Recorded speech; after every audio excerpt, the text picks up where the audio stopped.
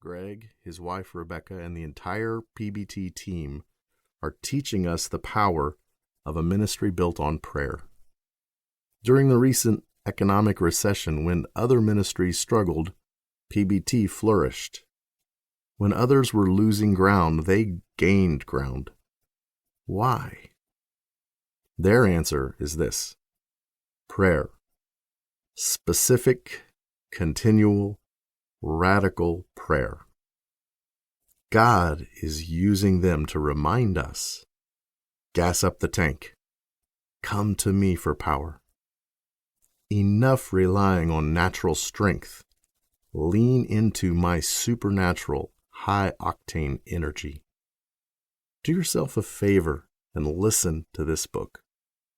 Let Greg mentor you into a new era of strength. Greg, thanks for writing this book.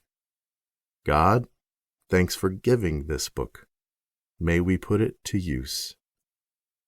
Max Lucado, August 2013. Introduction.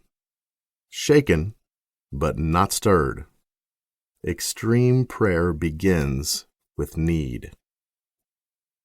The intensity of the sun almost forced me back into the shelter of my West African home, but I was too focused on my stinging heart to feel the burn on my skin. Puffs of dust marked my pace as I stormed out of the village, across the road, and down the footpath leading to the jungle. That was it. My ministry was over. My marriage finished. I was done. Like some kind of missionary recluse, I would stalk off into the bush and never return.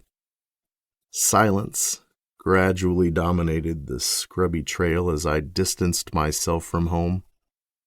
Only the drone of a passing bug or the cry of an occasional bird disturbed the still heat of the day.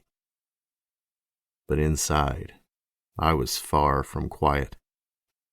I angrily challenged God. You did this to me. After all, He was the one who had wooed me into following this crazy dream to minister to a culture that had just one tiny, struggling church in an ocean of people who had never understood Jesus, never even heard that God loved them.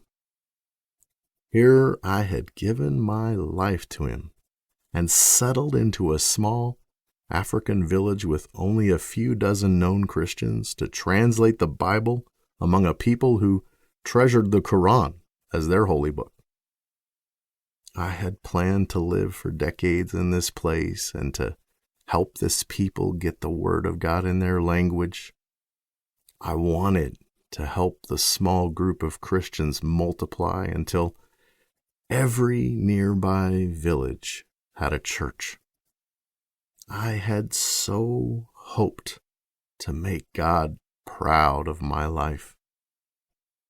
As I tromped down the path to nowhere, I interrogated God. How could you let our mission die from such a basic thing as a failure to live at peace with my wife? I thought about how our screaming baby had robbed us of sleep. I ruminated over how we had fallen into a sleep-deprived pattern of shouting at each other. Daytime had been no more peaceful. For weeks, carpenters had been building a ceiling in our home, handcrafting every board from felled trees in the forest.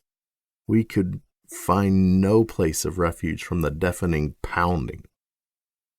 On top of that, we had no running water or washing machine, so hand-washing cloth diapers absorbed much of our energy.